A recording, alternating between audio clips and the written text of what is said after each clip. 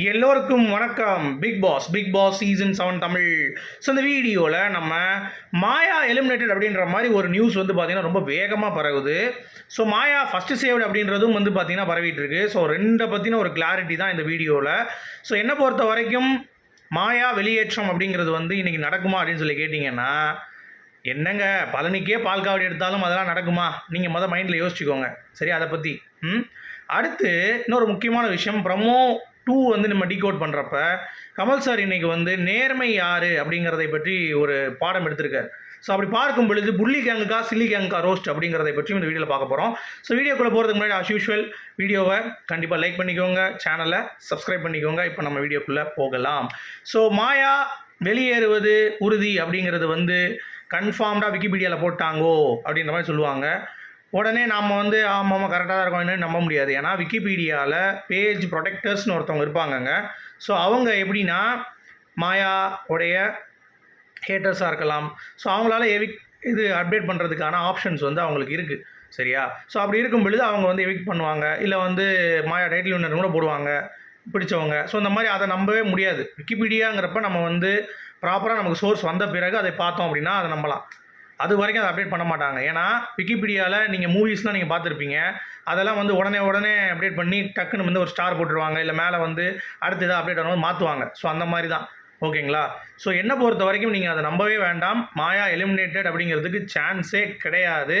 ஏன்னா சேனல் வந்து சேவ் பண்ணுறதுக்கு இல்லையோ கமல் சாரோடைய ரொம்ப ஃபேவரட், கண்டிப்பாக டாப் 5க்குள்ளே அவங்க வந்து இருப்பாங்க அப்படிங்கிறது பாயிண்ட். அடுத்து மாயா ஃபஸ்ட்டு சேவ்டு அப்படின்ற ஒரு நியூஸ் வருது. ஒன்று இந்த ரூமர் வந்து பார்த்தீங்கன்னா நீங்கள் விட்டுருங்க, மாயா எலிமினேட் ஆகிறதுக்கான 100% சான்ஸ் இல்லை. எவிக்ஷன் ரவீனா கன்ஃபார்ம்டு ஒன்று, இன்னொன்று நிக்சன் தத்தளிச்சிட்டு இருக்கு, அது கன்ஃபார்மாங்கிறத நான் கன்ஃபார்ம் பண்ணுறேன். இப்போதைக்கு நான் அப்டேட் வரல, இது 2 தான் வந்துருக்கு, டிஸ்கஷன்ஸ் போயிட்டு இருக்குது நிக்சனை பற்றி ப்ளஸ் ரவீனா, அவ்வளோதான். மாயா 100% சான்ஸே இல்லைங்க. சரியா? வாய்ப்பே இல்லை வெளியே போகிறதுக்கு அப்படிங்கிறத நான் ஊர்ஜிதமாக சொல்கிறேன். ஓகே? ஸோ விக்கிபீடியாவை நம்பாதீங்கோ, அது யாருனாலும் எடிட் பண்ணலாம். பேஜ் ப்ரொடெக்டர்ஸாக இருக்காலும் அவங்களும் வந்து இண்டிவிஜுவலாக மாயா பிடிக்காதவங்களாக கூட இருக்கலாம். ஸோ அதனால் அவங்க எவிட் பண்ணுறதுக்கான வாய்ப்புகள் இருக்குது. ஸோ அதனால் அதெல்லாம் நீங்கள் வந்து ஒரி பண்ணிக்காதீங்க. இது ஒன்று. அடுத்து கமல் சார் நேர்மை அப்படின்னு சொல்லிட்டு ஒரு இடத்துல வந்து பாடம் எடுத்திருக்காரு.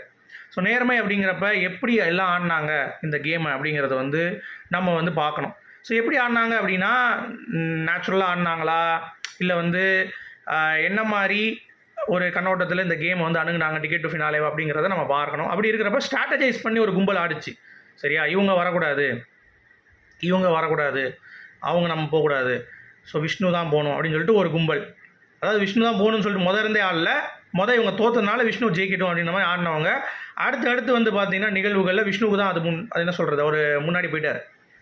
இவங்க வந்து ஸ்ட்ராட்டஜைஸ் பண்ணாங்க, எந்த வகையிலும் சீட்டிங் பண்ணல. நல்லா கேளுங்க மக்களே, சீட்டிங் வேறு ஸ்ட்ராட்டஜி வேறு.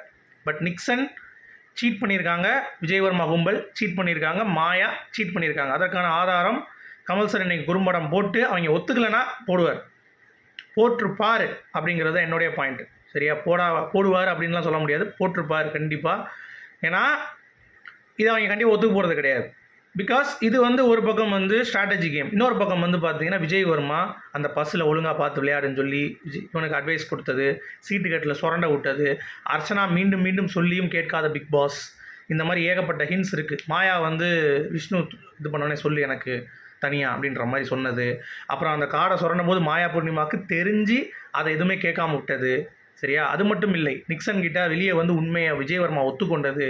இதன் பிறகும் சீட் பண்ணி இவங்க விளையாண்டுருக்காங்க அந்த கார்டில் அப்படிங்கிறதும் க்ளீனாக தெரியுது. அந்த கில்லில் வந்து பார்த்தீங்கன்னா என்னை ஸ்டே பண்ணுங்கன்னு சொல்லிட்டு விசித்ரா கிட்ட நிக்சன் சொன்னது எல்லாமே ஒரு வித சீட்டிங் தான்.